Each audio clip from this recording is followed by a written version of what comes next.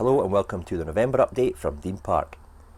Plenty's been going on at the layout this month, including major weathering upgrades at the station, some landscaping at the retaining walls of the station, and also the completion of the retaining walls along at the depot side. So I'll take you through each of these in turn. If you have any questions, please get in touch. If you like the video, please click the like icon and subscribe to my channel if you've not already done so.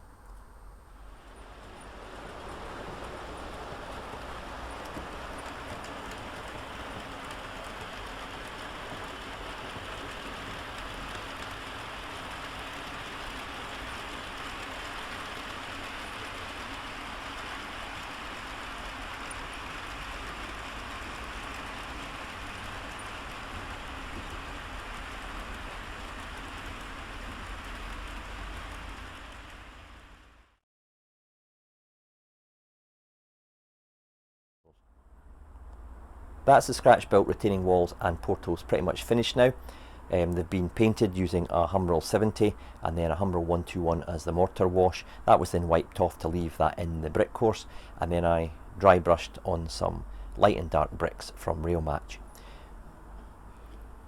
I've also added some weathering. That's just using Humbrol 32 and some weathered black from the Rail Match range. These are all enamels, by the way, and the stone portal has been painted in a Humbrol 32 lightened with a Humbrol 34 white, and I've feathered in some different shades of stonework as well, and that was obviously done before I applied the weathering.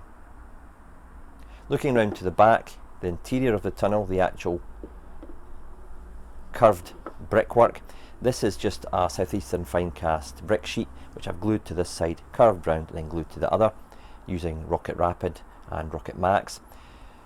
You'll see that it's cut at a slight angle there. That's because when the track goes into the tunnel it starts to curve round a little bit, so I had to give a bit of clearance there, and you don't see that side anyway, but you'll see more of this side from the layout as you look into the tunnel, so that's what I decided to do there.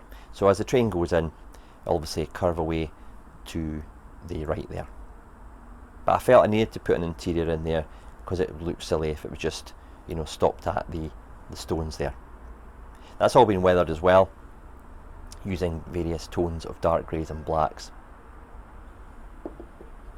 The double portal is of the same design with the interior fitted, and you'll see that it's also curved there. The reason I've done that is that as soon as you get into the tunnel, it splits into the two lanes from the turnout, so the track would kind of come out at an angle there, so I've cut that one away just to give the coaches and locos clearance. Same construction as the single portal. All I've got to really do to these now is add the stone ledges in there and the stone capping and ledges for the actual buttress and parapet walls. Looking at the retaining wall, this is of the same colour obviously as the tunnel portals. I've added a bit of weathering along the bottom here using some sleeper grime, and then I've feathered in some of the soot dirt colours that I used on the tunnel portals, because the tunnel portal will come out here and obviously you're going to get the fumes and the dust coming out of the tunnel and obviously staining the brickwork near the entrance. And I've done the same at that side. I think the light's picking up not too bad. Didn't want to go overboard with this. I can always add some more with the Tamiya weathering powders if I choose to do so, but you've got to be careful when you're using the airbrush that you don't overdo it and it looks too unrealistic. I'm going for subtlety here, not in your face mass grime.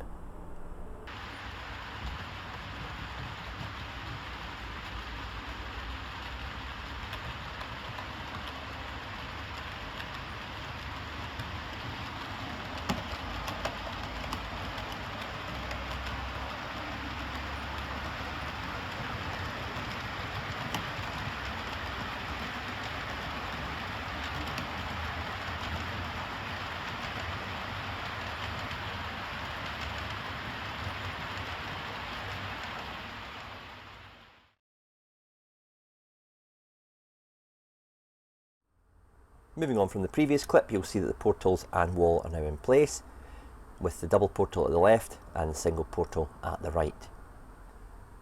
I've added the capping stones and the parapet wall stones, and they're all now glued in position, and it really completes and boxes in the scene. Moving into the Scenics, you'll see that I've got some greenery at both sides of the track.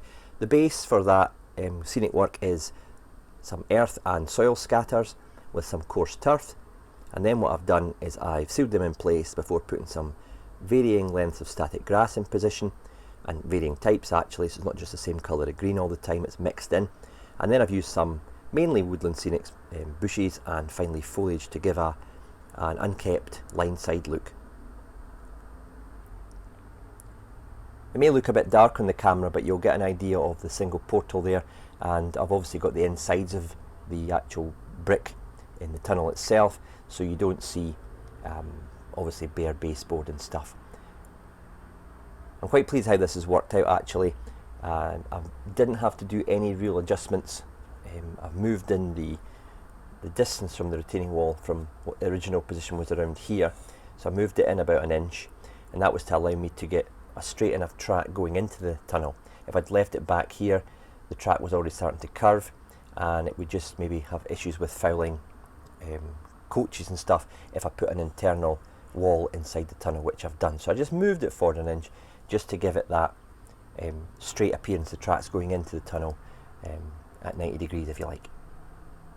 All this area here will be blended in with scenic material, and as well as the back here, which I've got a bit of wood to put along there with some bushes and static grass. So that'll all get finished off as I did at the previous end of the depot with a similar setup of retaining wall. I really am chuffed for how this has actually worked out. It took me about 25 to 30 hours to do. That factors in the design time of the portals, the cutting of the wood for the actual retaining walls, then sticking the embossed sheet to that, then making the buttress walls, the capping stones, the ridge tiles, the insides of the tunnel itself. So it all really takes time to plan and make sure everything's 90 degrees where it should be, and vertical where it should be, and horizontal where it has to be. So that's why maybe my scratch builds take me a bit longer than really should be taking on them, but I want to get them right. I'm not really one for going back and doing a job a second time if I've got the chance to do it right the first time. And I hope that comes across with this scene in particular.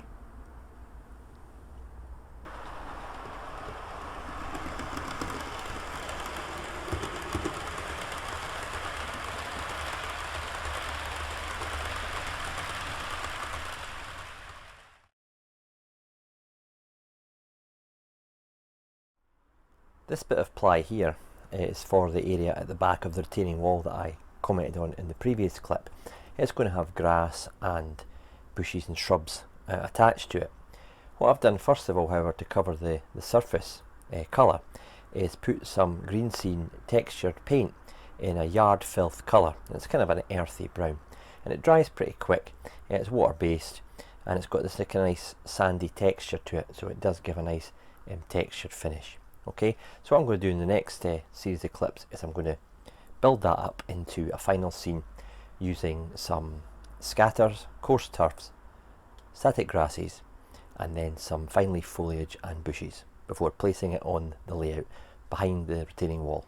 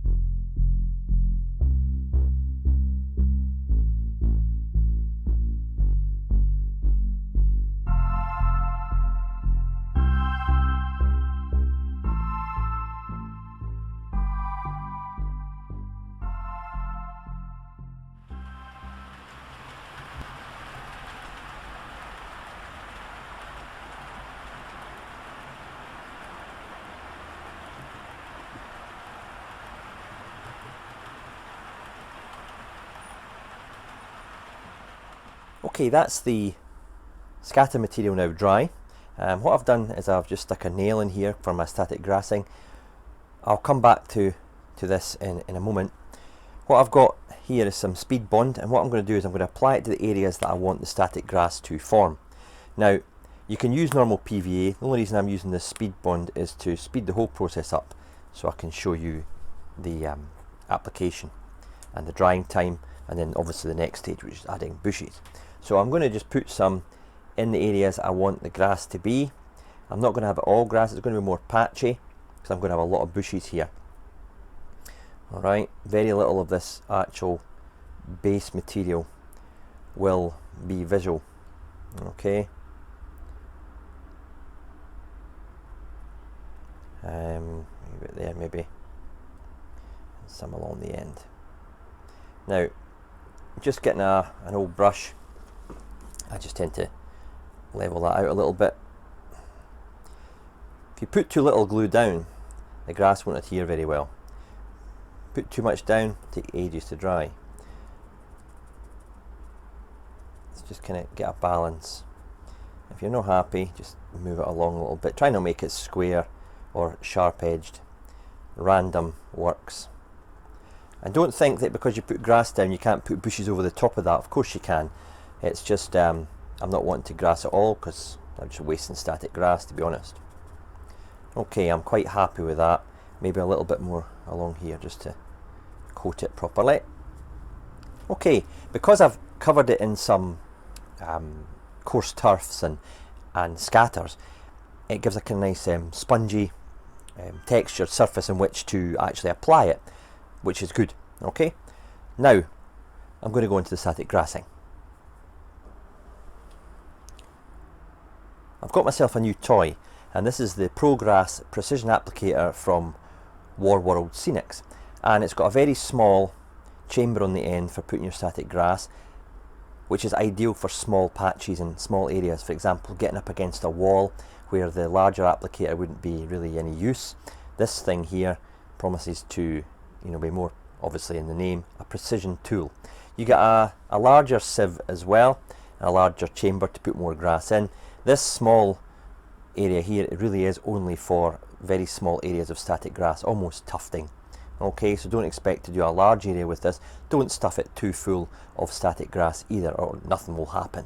Alright, I'm going to switch over to the larger of the two and put some static grasses in. Static grasses I'm going to use are the WWS Muddy shade, okay, and some Northern European, also from WWS. So I've got to mix them together to give a varied tone. You can apply them separately and then layer it up. I'll be doing both, okay, but that's what I'm going to put in the chamber and apply to the first layer of static grass.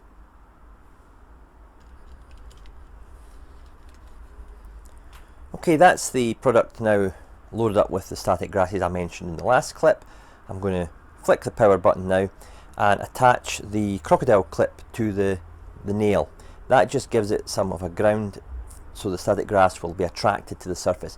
You don't have to fix it to a nail. You could just hold the crocodile clip close to where you want and it will still have the same effect. Okay, I just like to give myself a free hand basically by clipping it to the surface, but it really is horses for courses. You can do it whatever way you want.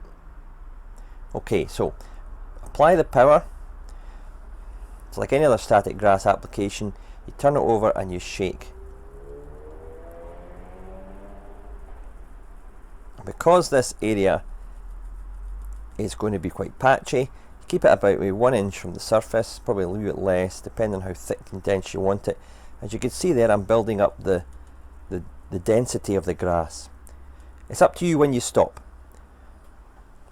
That I'm happy with. Now, the great thing about this machine over my large nosh that I use is that I'm only covering a small area. There's less waste and overspill, which is ideal. Okay, I'll just put that off just now.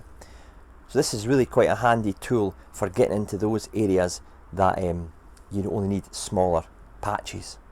So I'm quite impressed with this so far. So I'll continue to do the rest, and you'll see obviously build up.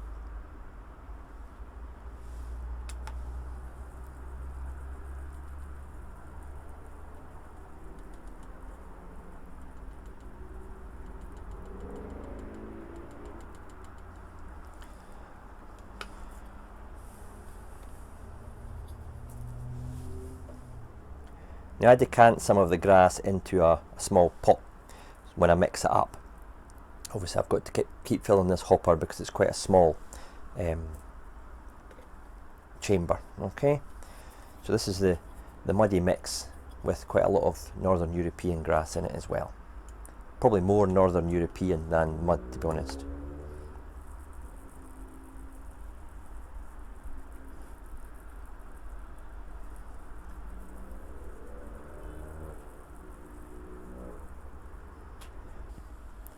Okay, the next stage I'm going to do is some layering, and layering basically is adding static grass on a previous layer of static grass. It's not rocket science, thankfully.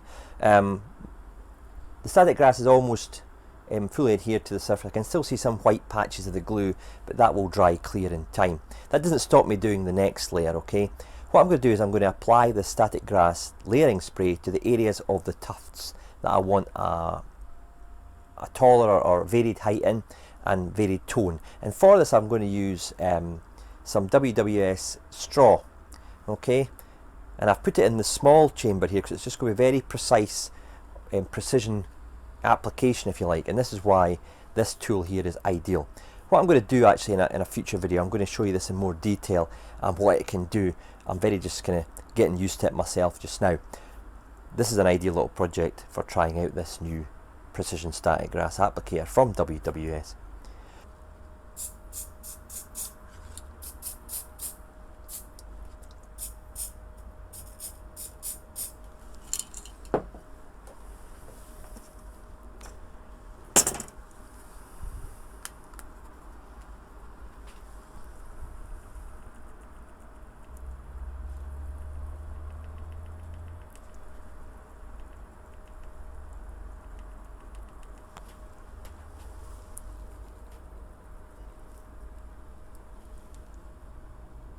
I'm quite happy with that.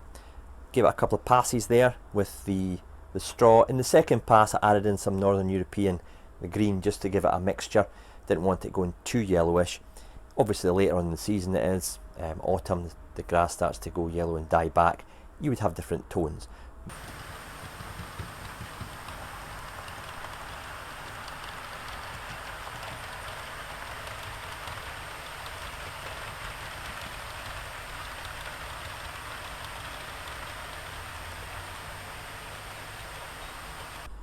Right, I'm just applying the finishing touches now.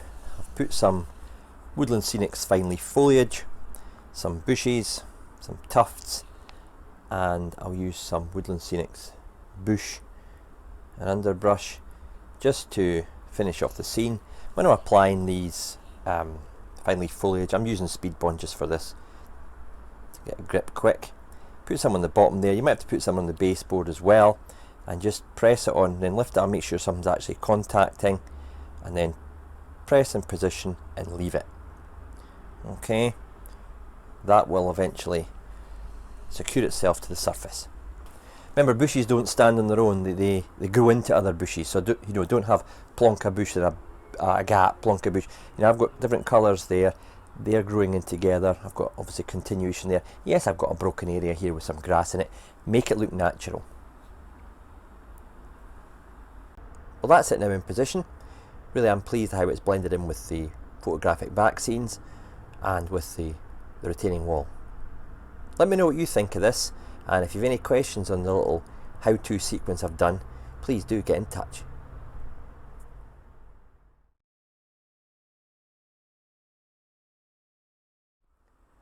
When I made the layout back in late 2012 and this area was developed in 2013, the area along this was just left with bare ply. There was always the intention to do a Waverley style gardens here with a gentle slope with trees, mown grass and some bushes and shrubs, and that's what I've eventually started to do now. The reason I left it so late was, well, apart from the fact I had a lot of other things to do in the layout, was that I knew I needed to replace the back scenes at this year some point, so I kind of held off doing this earlier in the year.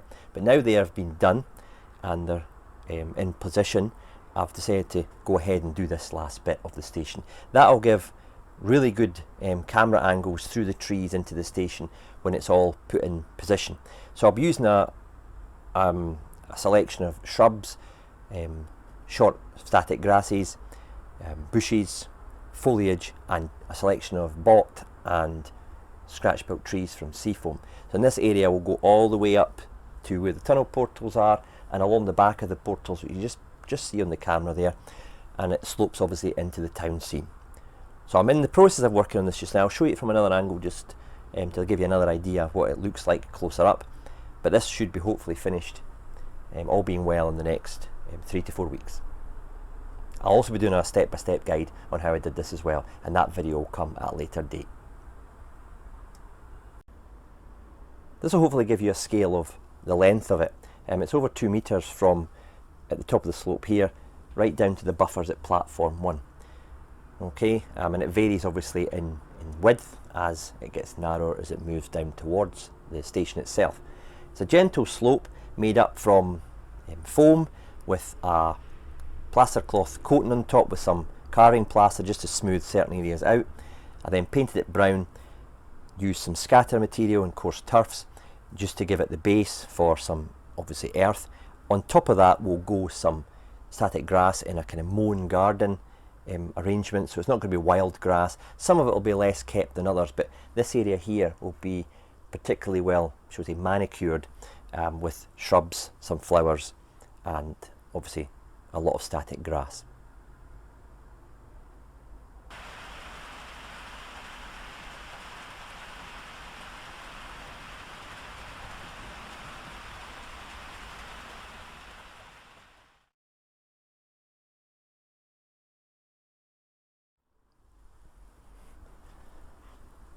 Another major upgrade this month has been adding some new weathering to the station side of the layout. Again, when I started the layout back in 2012, I'd done the ballasting and the station by the start of 2013, and I continued to work on that. I did weather the tracks at the time with my airbrush, and I went in with some rail match sleeper grime and some rail match roof dirt. But I was very cautious about putting too much down until I kind of got used to doing track weathering. I didn't want to put too much down to start with, and then you can't take it off. It's always better putting less on to start with. You can always add more. What I've eventually got around to doing when I had the airbrush out for another task is I just went to town on the tracks at the station area. You'll probably see they're more grimy now. It's more sleeper grime. The ballast at the side of the tracks is more weathered in and it's not as clean. The stuff in the very middle is still quite clean, because looking at photographs from Edinburgh Waverley in the 80s when the 47/7 push-pull systems were working, the ballast was surprisingly clean and well kept. If you go back even further into the early 80s and 70s, it's quite immaculate how well they kept the ballast. There was no weeds or anything. It's only obviously in the more recent times, the contemporary railway, that they let weeds and that grow willy-nilly at the side of the tracks and even in between them at times. So I wanted to create a 1980s appearance, so it's not overgrown, it's not absolute sludge, but there are platforms and areas of the track which are heavily covered in sludge, which I'll show you in the next clips. But I really am impressed with the level of grime that I've got here. It varies from the upper main line, which is, I'm trying to recreate that's a newer ballasted area, so it's not as dirty, but the station would probably be ballasted less often because it's not getting the heavy high-speed traffic, so I've worked in a bit more grime. Okay, looking here, you'll see that the bay platforms have been given a serious griming in between the tracks. I've used the Hatton's oil spill kit powder for that. I applied all the sleeper grime and additional weathering to the ballast first, and then I went across with the Hatton's oil spill kit, the powder anyway. That got sealed in place, and then I blended the powder in with some roof dirt, some Phoenix Precision oil leakings, and a lot of weathered black from the rail match paints, and they're all enamels. Okay, and it really gave the Hatton's oil spill kit a nice sludgy appearance.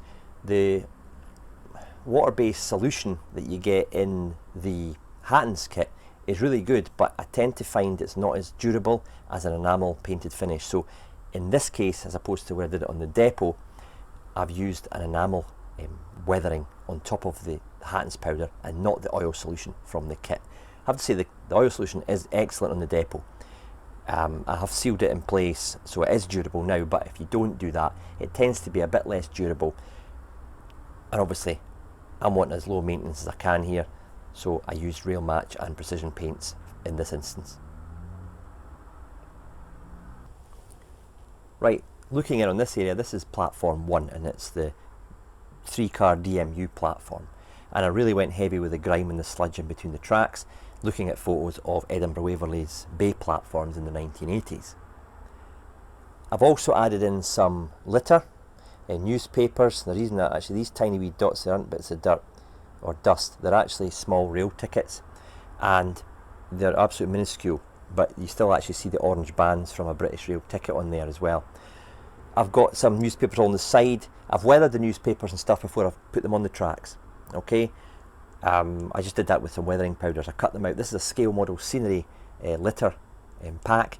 I'll put the link to that in the description below. It's an excellent kit. It's got carrier bags, tickets, crisp packets, tabloid newspaper, broadsheet newspaper. So you know it's got a full mix, and you can do all eras as well. I mean, one of the headlines of the newspaper is about Barack Obama, and if you go way back, there's one that's from the Falklands War era in there as well. So you can really get a newspaper and litter to suit all eras. Hopefully you'll see from this angle that I've weathered up the buffer stops now as well, just to blend in with the whole scene. The ones at the bay platforms under the roof are cleaner because they would obviously not have got the amount of grime sitting outside as this one has, and you'll also see some newspapers at the back there and stuck up against the side of the platform walls. There's more litter at this end of the platform, okay, as opposed to the other end, because the prevailing wind would have brought all the junk down and it would accumulate in the bushes and stuff around about here. So I've tried to work in that into the scene as well. But there are litter, aspects of litter all the way up the platform, as there are at the bay ones under the roof, although you don't actually see them. Whilst I had the airbrush out, I came round the corner to the east part of the layout and gave the tracks a toning down here as well. One or two of you over the years have said that it was a bit cleaner round about here. That was partially due to the fact that there's a twin fluorescent tube right above my head, and everyone who's visited the layout said no, it's pretty toned down, but the camera does lighten everything ever so slightly, and that's why you got the kind of clean looking ballast effect. Hopefully now you can see the grime that I've got on the outer shoulder there, where the trains will be going round the corner and obviously throwing all their muck, and there's more toning down in between the tracks and at the sides. Even this area here has been given a heavier toning, as you could probably see there as the track going into the tunnels. There's more sleeper grime on the ballast, some more oil leakings, and general roof dirt colours around about the sleeper area. So that's been done to the entire lower section at the east end of the layout to match in with the new finish at the station.